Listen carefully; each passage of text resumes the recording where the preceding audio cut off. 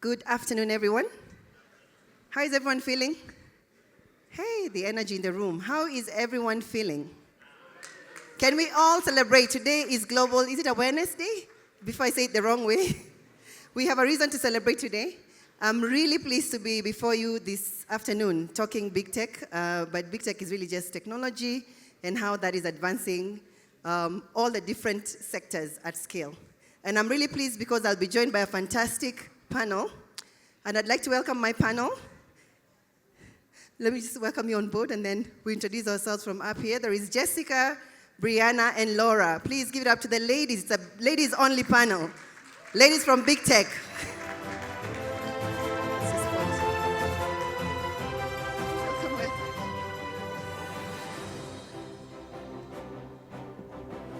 Welcome, ladies. I think if you could just grab a mic each. There should be a mic next to you, adjacent to you on the tables. I would like for each one to introduce themselves. If you could kindly include an introduction of how you're dressed, who you are, anything you think would be helpful for the audience to be able to pick up. But in addition to that, if you could just tell us your role in the companies you work for and why this is important for you. Let's start with Brianna at the end.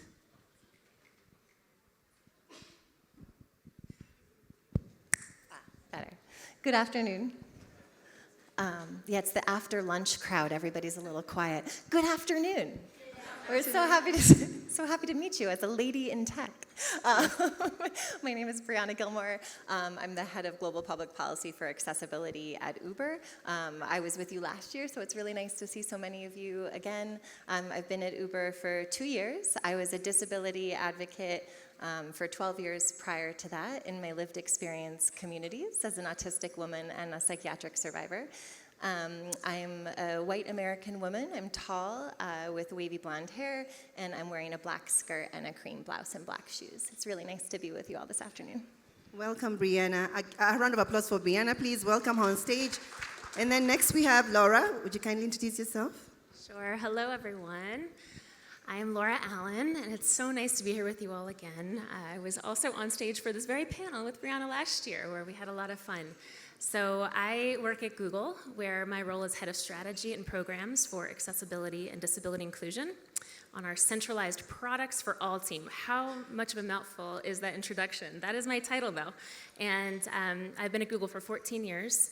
And I got into this work a long time ago because I have a visual impairment that has shaped so much about my life and many challenges in my life and many needs to be able to use assistive technology to be productive and independent in my daily life. So we can talk much more about that. But as far as a physical description, I have long, dark, brown, curly hair. I'm wearing glasses. I have my Google Accessibility t-shirt on, which also has an African flair because it's got some giraffes and elephants, which is fun. And I'm wearing a blue patterned skirt and white shoes. Thank you so much. Welcome, Laura, everyone. Hand for Laura. Welcome to the panel. And last but not least, Jessica, over to you. Hi, I'm Jessica Rafuse with Microsoft. I am a blonde white woman in a bright red jacket and a blue shirt, black pants, and I have a power wheelchair that is purple and makes me sit kind of tall. I lead strategic partnerships and policy at Microsoft, so similar to what Laura just described. I have been at Microsoft for 8 years now. In fact, today is my 8-year anniversary. Well, congrats. Thank you. On Global Accessibility Awareness Day, no less. And I am an attorney by trade, so I came to Microsoft via Starbucks. Their coffee's not as good as Kenyan coffee. I love Kenyan coffee. And that's where I worked on employment discrimination issues, and I also was an administrative judge for the US federal government. So my heart is with people and employment. Welcome. Thank you so much. A round of applause for her as well. And my name is Masindegwa, an African woman. I'm really proud of being an African woman. I will tell you in more details, as you can see. I'm constantly, if you've met me throughout this conference, in African fabric. I would like to think that this one would really confuse any chameleons if they were to land on me. So for the sake of description, I'm in a very colorful dress. It's got all sorts of colors, red, yellow, white. and I'm in sort of like Mustard Hills. I work for Meta, but I also sit on the board of Enable. I'm really pleased to be serving in that capacity because my mission in life, as I feel, is always about opening access, whatever way, but more importantly for me, in the digital space. Why that is important is because from my own experience, I've seen the effect and impact having access to information can do to an individual's life. And digital is a really beautiful way in which information access can be achieved by all. And so all of the discussions we've been having here, and the ones that we'll be having here as well this afternoon, hopefully we'll be able to enlighten you a bit about what big tech, really where tech is thinking. You know, these companies obviously are, referred to as big tech, but really it's tech. How technology is enabling access, enabling inclusion, and accessibility for all. And I'm delighted that the discussion today is going to be about the future of accessibility. So we'll be hearing about what the thinking is, going forward with regards to opening up more opportunities for persons with disability using technology. And so that is where the first question again, of course, will be, which is to any of the ladies who wish to answer this question around what are we thinking from a big tech perspective with regards to what the future standards or practices would look like with regards to tech, and particularly for this particular group, the people who have challenges or are disabled. Brianna.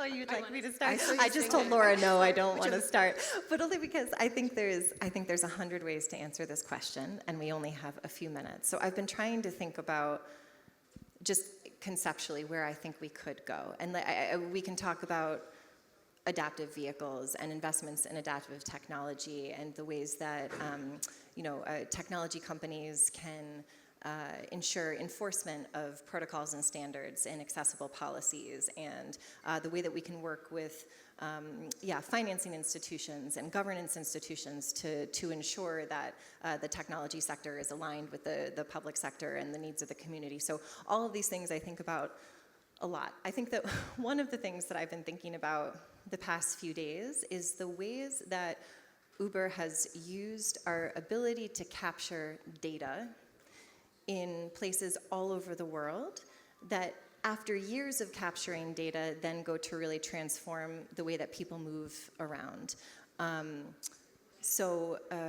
A couple of examples. In the United States, for example, we have a healthcare business where we partner with thousands of healthcare organizations to actually pay for the rides for people to get to and from doctors' offices, which is a huge issue because a lot of people, of course, their health care worsens, their health and quality of life worsens when they can't actually get to a ride to get to the doctor. And of course, after 6 years, we build the company, and then we build Uber Health, and now we have data on hundreds of thousands of rides for people accessing healthcare all across the country. We know how and where they move around their sidewalks. When do they use caregivers? What types of adaptive technology do they need? When something goes wrong, how and when do we communicate with them? How transparent does the payment system in the app need to be? So these are things that when we launch in a new place, and of course we're very young in the region and we're young in Kenya, we know where the company can go, but we start at a very novel place. And so I think that in the region, it's both our responsibility as a technology company, but maybe also a joint responsibility to decide what is the data that we need to know together. As a disability advocate, I will say, I used to fight with governments about this all of the time. It's like, the reasons that you can't provide wheelchair accessible transportation after 30 years is because you've never actually assessed demand. How many wheelchair users are there in our community, in our town? Where do they go? When? Where do they work? Is transportation a barrier? Do they need caregiver access? In which ways do they communicate? Do they want to reserve? Do they want it on demand? How do they want to get picked up? This is not something that governance institutions have really assessed. We have the ability as a company to capture that information at scale across a city, a country, a region, and then really modify tech solutions based on that data. So I think that it's up for us to decide, what do we want to assess? Do we know that there's a region of our city that's completely inaccessible because of broken sidewalks, lack of street lights, because of notorious gender-based violence in a region?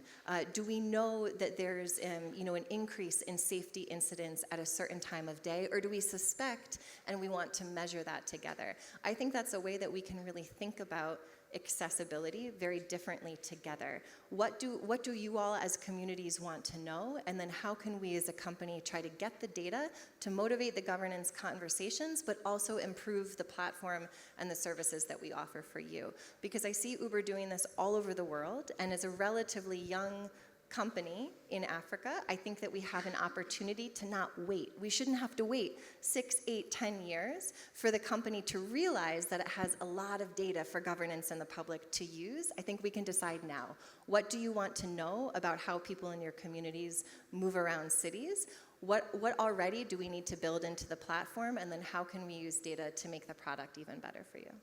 That's really amazing. And I think thinking about the situation we've had recently in Kenya with the floods and so on, I realized the importance of access to data. And I think big tech tend to hold a lot of data that could be useful even for good uses like those. Use cases like how to find people who are displaced because of natural crises like the floods we've had recently and so on. So I think that the suggestion of thinking about how we can collaborate more around use cases around data from the data that we already hold in the services that we provide is amazing. But happy to hear from you as well, Laura, on what is Google doing when thinking about, how you're shaping the future with regards to accessibility from Google.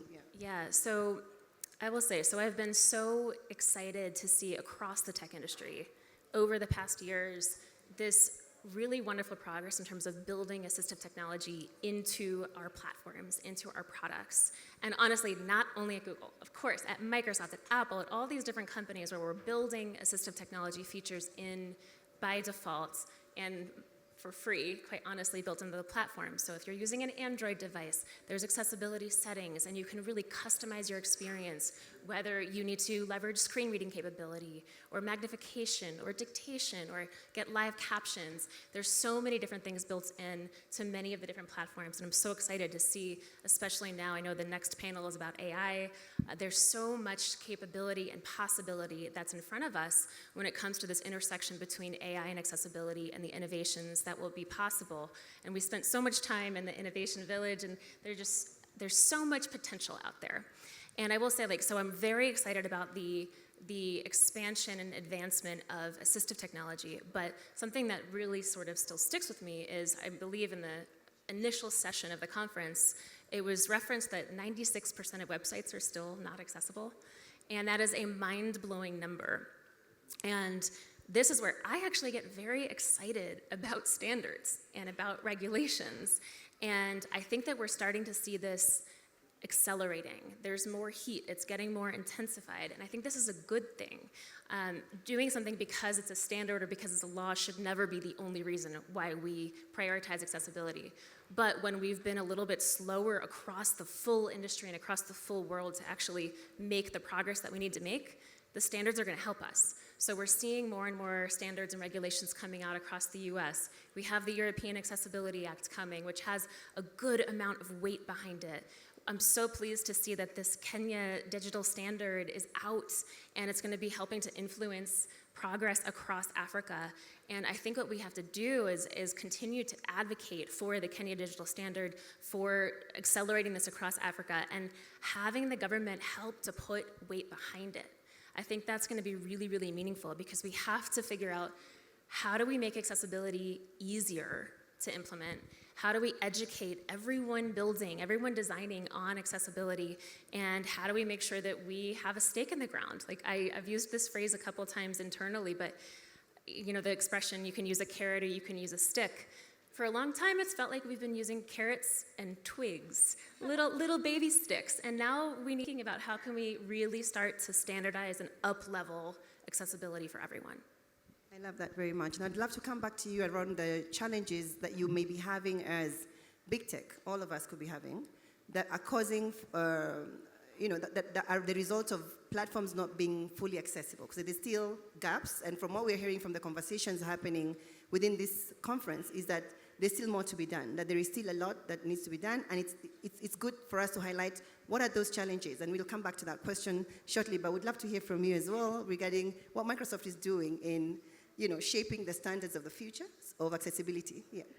This is Jessica. What's left? I mean, these ladies covered it, so thank you for taking the lead there. I think I'll probably add just a bit of value when we talk about reducing the cost to entry. There's a term that we use, which is the disability tax. I don't mean taxes you're paying to the government because you're disabled. I mean that being disabled sometimes is extra work. Extra work getting out of bed in the morning, extra work finding out the news of the day, extra work communicating if you are deaf or if you are blind, extra work if you are neurodivergent. How do we lower that barrier to entry? And I think big tech has a role to play here. As Laura mentioned, we can reduce the cost and affordability by adding into our products accessibility that's available outside of the box. We have products internally to Microsoft that I cannot wait for you all to get your hands on. But what I'm seeing right now is that the power of AI is helping us to be more productive and more efficient. So it's one less tax that we have to pay as people with disabilities. If you are someone who is neurodivergent, you can use a product like Copilot, and there are others. This is generative AI, to ask it, hey, can you write me a first draft on this email? I have to write a blog, or I'm about to create content. I'm an influencer. Can you take a first draft? Maybe it's someone who is dyslexic, or just someone who feels like they've got that writer's block. They can use that to really reduce that barrier to entry. So I think big tech has a role to play to just make it easier for everybody.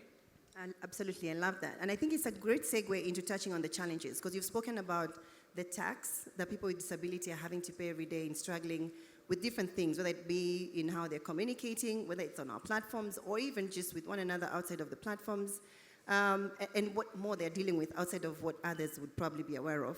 I'm curious about what challenges do you see as big tech when it comes to providing accessibility solutions on your platforms for persons with disabilities. Would you like to just take it up from where you left it off in terms of, so there is the tax itself, but then affordability being a big part of that. But what else do you think could be done by big tech and also the rest of industry, not just big tech, in your view, in just enabling or reducing the challenges? And if you could mention the challenges as well, would be helpful. What do we need at Microsoft? What could be done? What more can big tech do to address challenges, and what those challenges are to start with? I mean, there's a lot more we can do, and I think there's a lot of pride that we have in what we've accomplished, but certainly this is just the tip of the iceberg. And I can especially say that as I'm learning from all of you about what we can do more of. And I think what we need is feedback. We need to know how we're doing, we need to know what you think of your products, and we need you to co-create with us. We've developed a few toolkits that we give away. They're free if they're useful, that talk about inclusive design. And it really is all about that co-creation process, bringing people with disabilities into the company to give us their feedback, tell us what we're doing right, what we're not doing right, and looking at that through various lenses. We have a toolkit that is specifically for cognition. So think about that like 3 o'clock, 4 o'clock in the afternoon when you need your cup of Kenya coffee, you're fatigued. That is a drain on cognition. And so we're really studying and looking at how we can create products that give you the energy instead of draining it.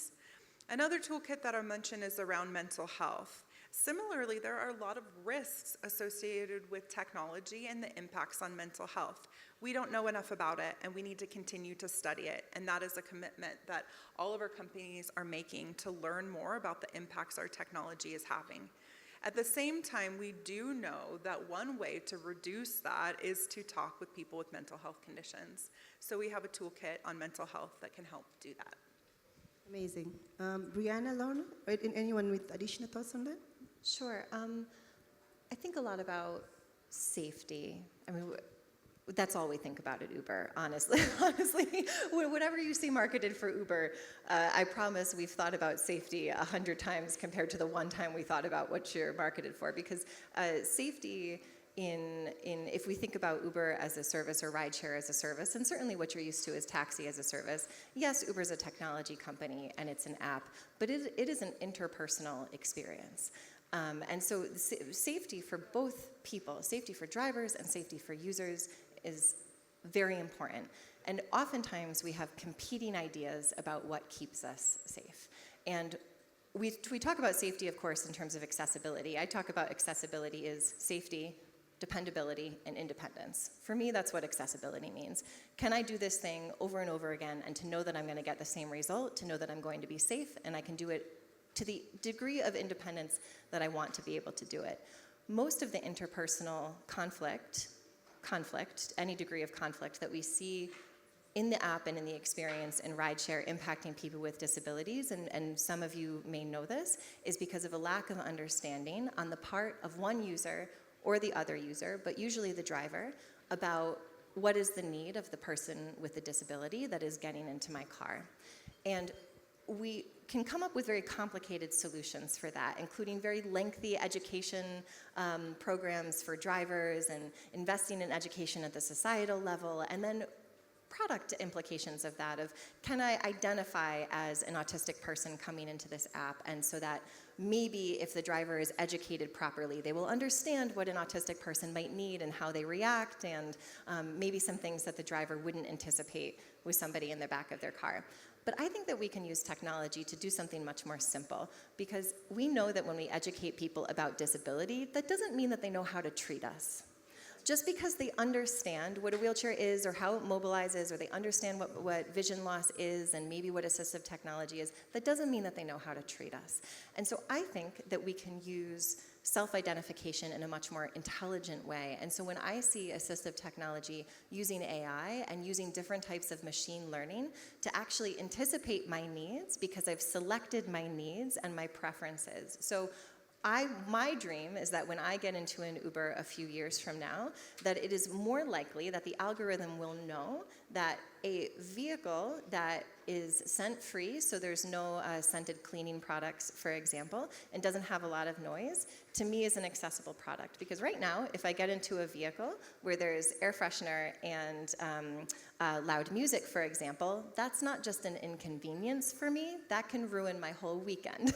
So I can actually have to leave work for the day if I have that experience, if it's in the wrong setting. So for me, it's about using what can we introduce on the platform to use machine learning, to use these new tools where people do not have to sacrifice privacy. We do not have to be surveilled by a big technology company. We don't have to say, this is who I am or what I use. It's just, this is what I need. And I think that we can do that in a way that really enhances safety for all of our users.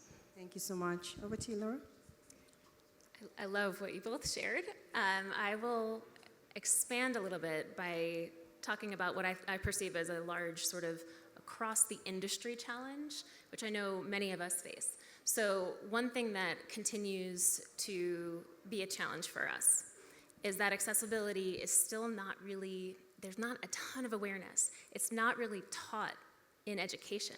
It's not taught in colleges and universities. It's not taught in primary and secondary schools.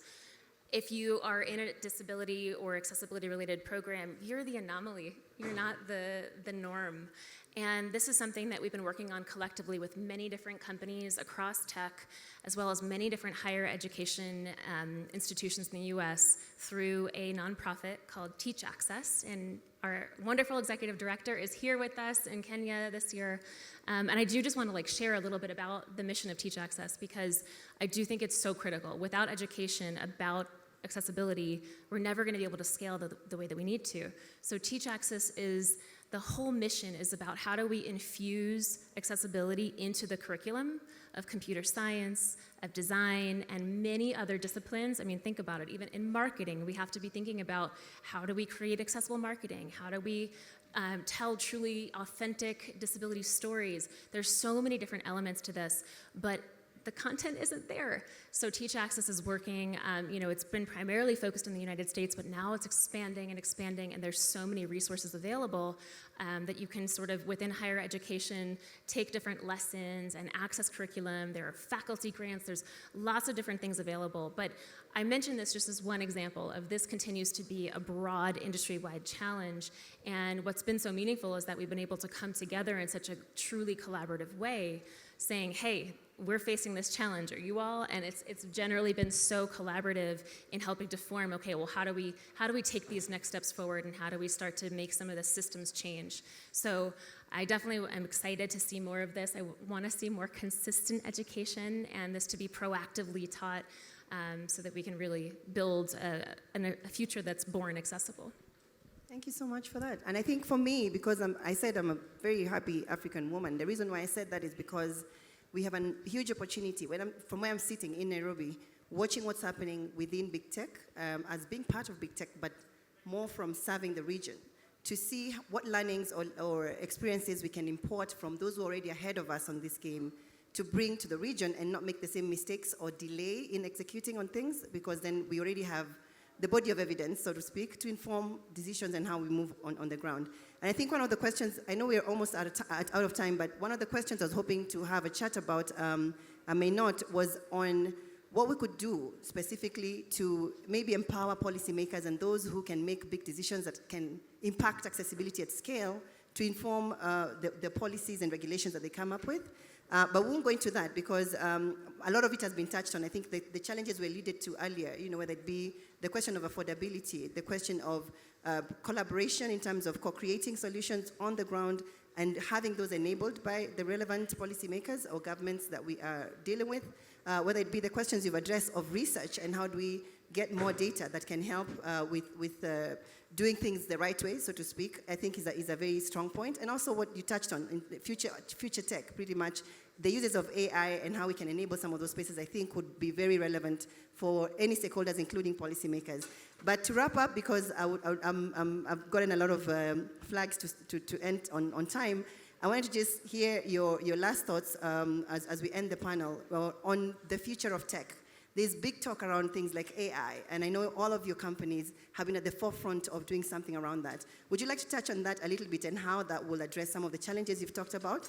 Or generally what you think emerging tech could do to help persons with disability in accessing technologies better? Feel free to start. I see you're raring to go. I'm rearing to go.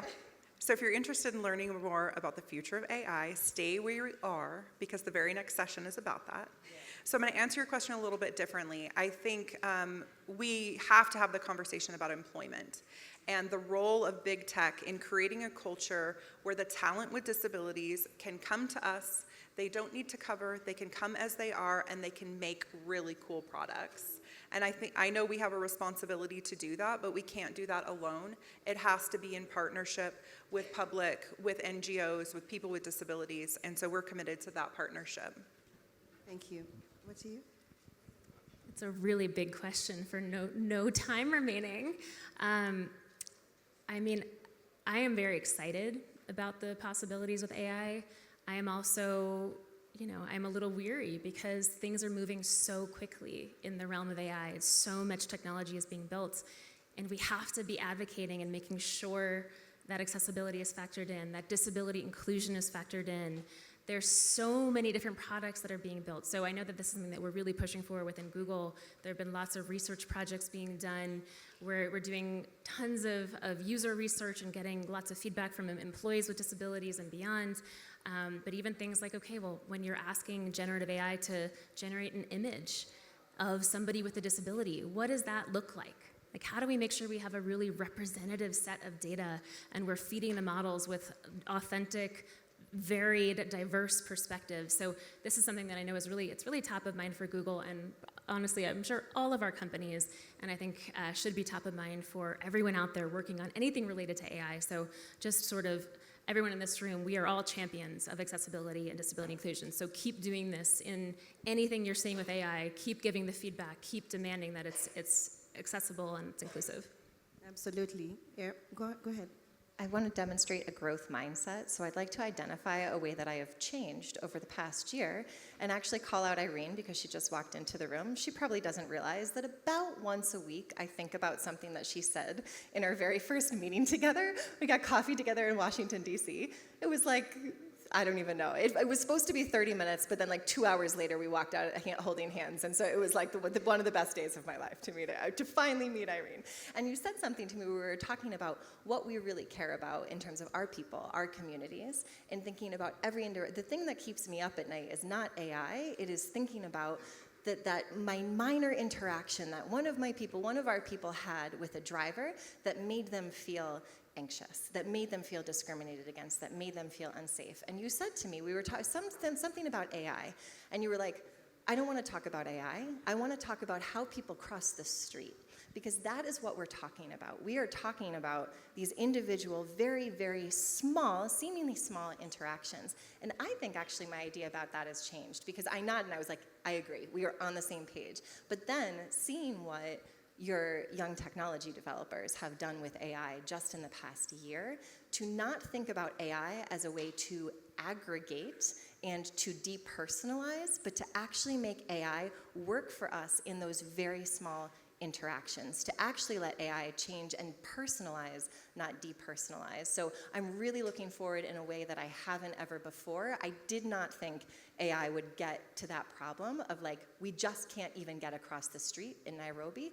I think there's a future where it can, and I really have changed my mind about that. So I'm really excited to join you next year and hopefully see solutions like that develop. I love that. And I do see, I mean, I totally recognize that scenario you whatever earlier. Irene does tend to have that effect on people. You think that you're meeting her for 10 minutes and you end up in a longer than expected duration. But I think at Meta, one of the things that we're very deliberate about is in the development of our large language models, when we're thinking about AI and the future of AI, is to crowdsource as much as possible data from folks that can make sure that the models we're developing are very, very nuanced for different folk, that it does represent everyone that needs to be represented in terms of whether it's information you're looking for or descriptions of things, that you don't find a situation where you're looking up an African woman and getting an image of someone who's not, you know what I mean? Like making sure that the representation of that data is for all people. And I think what you spoke about, Laura, is very important in terms of how do we make sure that persons with disability, either through the research work being done by organizations in this space or from the work that's being done in the Innovation Village, for example, that we have out here, that we have folks who are actually feeding into those large language models that are actually informing the future of how AI is shaping up, so that you're not left behind. So I think that is the thing that I'd encourage everyone who's in this space to make sure that you're putting in as much as possible information, link with any of us to understand how you can do that if it's not clear to you, but more importantly, educate yourself, be aware about what tools exist on these platforms that can help you have an easier and better experience. And that is all the time we have for now. So thank you so much for listening into the ladies at Big Tech, and we hope you've enjoyed the session, but we're looking forward to more interactions on the corridors. Thank you, ladies, for being amazing as always.